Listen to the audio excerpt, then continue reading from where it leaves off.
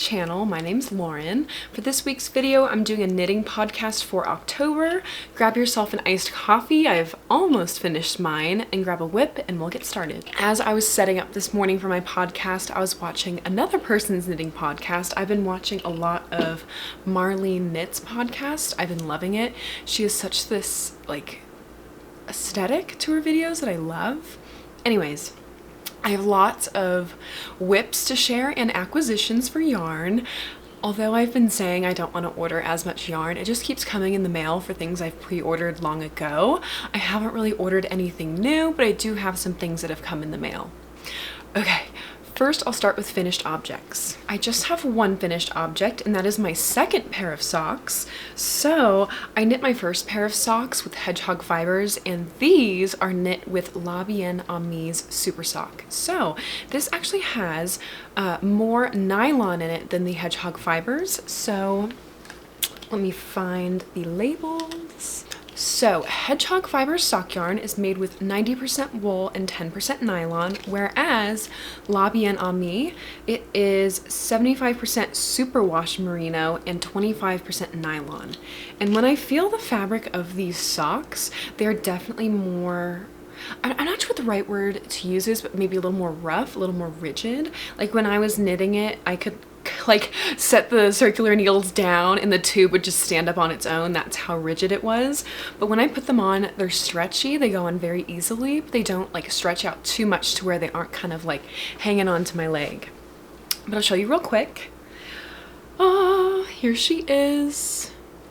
Obviously I have two of them, so I'll show you the second. So I picked up this yarn in Sacramento, California at a yarn shop in downtown Sacramento called Rumpelstiltskin. They've been in business for over 50 years, which is amazing. And I picked up this yarn the day before my birthday, and I was visiting my friend Annie, and so this pair of socks kind of just have like a special place in my heart because they hold such a beautiful memory. And the color isn't something I'd usually reach for, so this color is called, it is Cocoa by La Bien Amie. It is beautiful. By the way, I love her yarns. They are so vivid. I picked up another skein in this bright pink, which I'll knit up eventually. But I will definitely be buying more sock yarn from her in the future, just because I really enjoyed knitting with this and just feeling them. Although hedgehog fibers is very soft because it has more of that merino, I really like how kind of more like rustic this one is with the higher nylon percentage. Also, the pattern I use is, I believe, Summerly Knits Basic Sock number 1. So the construction of this one is from the top all the way down to the bottom. And then you do like the heel flap. I believe this is called the heel turn, and then the gusset. And then you finish by doing a Kitchener stitch at the end. But actually, I did not use the Kitchener stitch on this. I kind of grafted it. So if I can show you real quick. Okay, so as you can see, I flipped it inside out and I hand sewed it from the inside. I really like this finishing a lot better than the Kitchener stitch. I've never been inclined to multiple step bind off methods like for the, oh gosh, I think it's called the Italian bind off. I don't use it. I never even learned. I use something super easy. I can't remember the name of it, but something that's also a stretchy bind off method, but not as confusing. Okay, that is my one finished whip. All right, now into my work in progress, so all of my whips. I will start with something I've been knitting on for a while, and that I believe is the Handsome sweater by Petite Knit, and this is from my boyfriend Cameron. I am happy to report the body is done. Here, I'll show you real quick. Here she is, the body is done. You can see I bound it off and everything. Then also I finished the first sleeve. So I feel fairly confident I can finish the second sleeve by the end of the month, and we'll have matching sweaters right in time for Christmas. I've really been enjoying this pattern. So actually, this whip is reclaimed yarn from a pattern I totally messed up. I believe it was about a year ago. It was, I think, sweater, oh gosh, it might have been sweater number 21.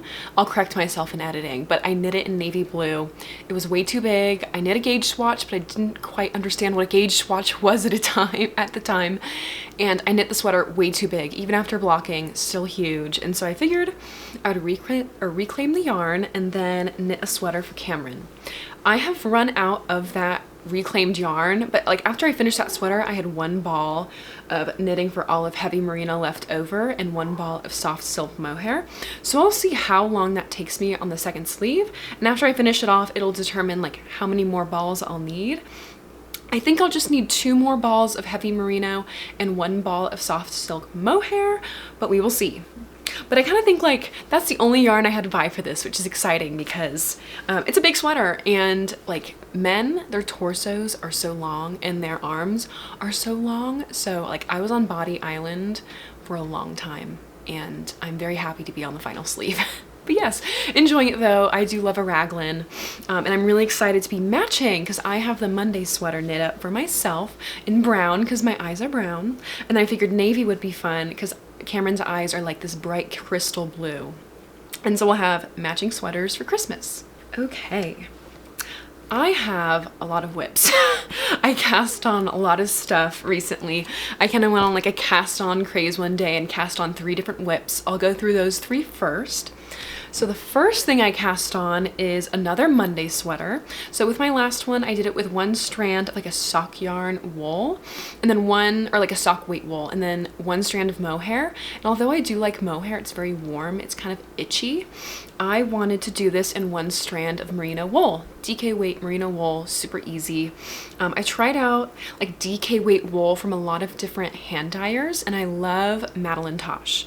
So I knit the Monday sweater junior about a year ago for my cousin, and I had 1 skein left over of this beautiful yarn. I'll show you the yarn first. It is Cosmic Wonder Dust in DK by Madeline Tosh. It's like this confetti kind of, it's like a white base. It has like confetti speckles and like pink, purple, orange, red, yellow, teal, and like a lime green. And I loved it. So I knit that sweater for my cousin, and it kind of reminded me like of a slice of funfetti cake. And so I wanted to make one for myself. So I cast on and started on the yoke of the sweater. Here she is. Don't you see how that just looks like a slice of funfetti cake? And then here's the back. I ended up with more speckles on the back than the front, which is fine. I figured I would pause for now. I just have a little bit of yarn left from this original skein, and that's because when I order more, I think it'll be smart to alternate towards the end of each skein, just because I don't want there to be much, like, it's a variegated yarn, but I don't want there to be much variation, and I don't want to be able, like, I don't want people to be able to tell where I switched skeins. I want it to all kind of like melt together. So that's why I'm gonna pause for now. Once I buy more skeins, I'll get started with it again, but really enjoying, this is like a, oh, what's the word? Like a, oh my gosh, like a baby blanket project, kind of. It's something that is familiar to me, it's in my wheelhouse, and I really enjoy knitting on. So whenever I feel kind of overwhelmed, I think I'll pick this up and work on it. Okay, now the second project I cast on, oh my gosh, now that I'm looking at them, I realize I cast on 4 new things this month. But anyways, so this is fun because it is my work whip. This is something new I started. At work, I have a few different breaks, and usually I'll eat and then I'll have time left over and I'll just scroll on my phone and I'll end up buying yarn.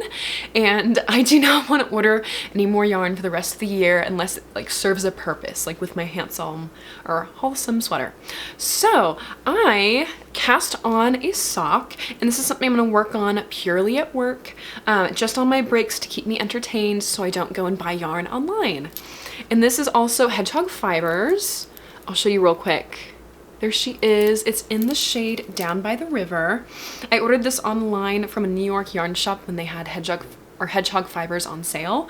So I love this yarn, and I have a feeling that I'm slowly just gonna knit like socks in different shades of green. So this is my 3rd sock, and it is also in a shade of green, which is lovely.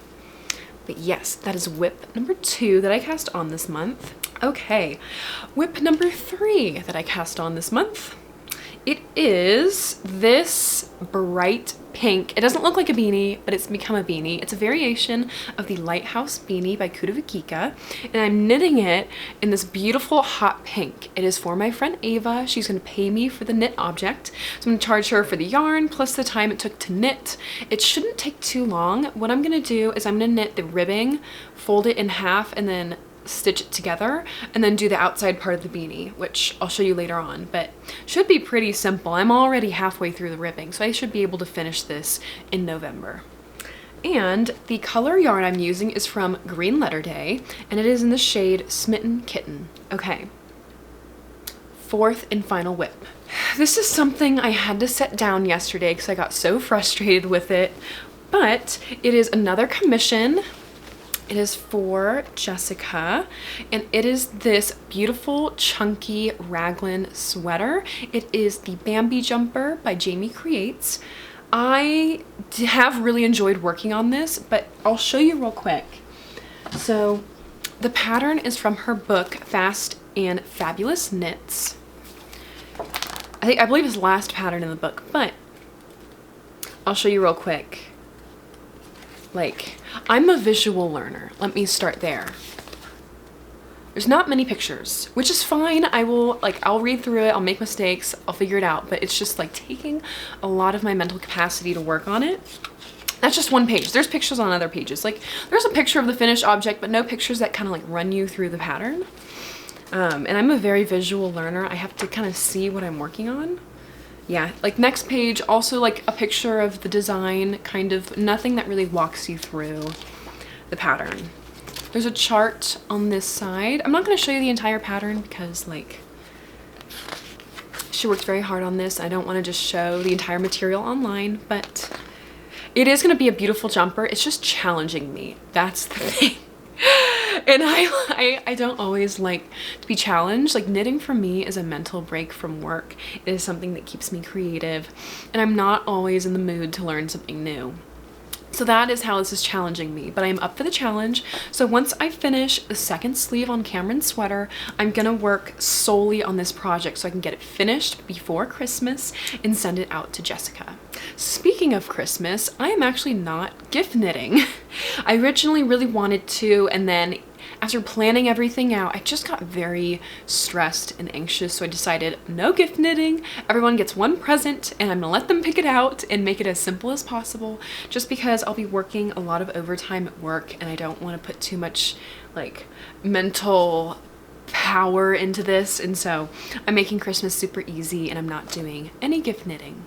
I'm trying to think. I think that is all of my whips, so now I will go into my yarn acquisitions. Starting out strong, this was a birthday purchase I made back in September, and it finally came in the mail. It actually came quite fast. I was not expecting it to come this fast, but I ordered 5 skeins of DK weight yarn from Green Letter Day. And it is in the shade My So-Called Life. I knit a beanie in this color last year and I fell in love, and so I figured if she was coming out with this shade around my birthday, I would like to buy 5 skeins of it and make my first ever cardigan. I'm going to be knitting the, I believe it's pronounced the Agnet cardigan by Petite Knit, and that is going to happen in the new year, so probably January and February. So for now she will stay in my stash, but I am very, very excited to knit with this yarn and knit this pattern. Alright, next, so a few months ago I ordered this teddy in the shade Revolution by Ching Fiber, and I was only able to get my hands on 3 skeins. So she did a pre-order for that collection again, and I did not order the yarn at the time because I did not have the money, but then in a twist of fate, she came out with this beautiful shade. It's also Revolution, but it swings more pink toned. So I was like, perfect. I can get 2 skeins of this. I can ombre the whole project. I'm gonna make a cardigan. But here is, I got 2 skeins, but here's one of them. Beautiful. It is in the shade Pink Revolution, so I got 2. I'm gonna make a cardigan. I'm thinking the Champagne cardigan by Petite Knit. It's not meant for boucle yarn, but since this is a DK weight yarn, I think it'll work out. But yes, I really want to make a statement cardigan with this yarn in the new year, probably in the springtime. So this is yarn that Cameron bought for me. I've been wanting to make a camisole number 9 by My Favorite Things Knitwear, and she used Knitting for Olive for the pattern. I figured I also wanted to make Knitting for Olive. This is something completely new to me. I've only ever done like sweaters, beanies, winter knits. I've never done anything with negative ease.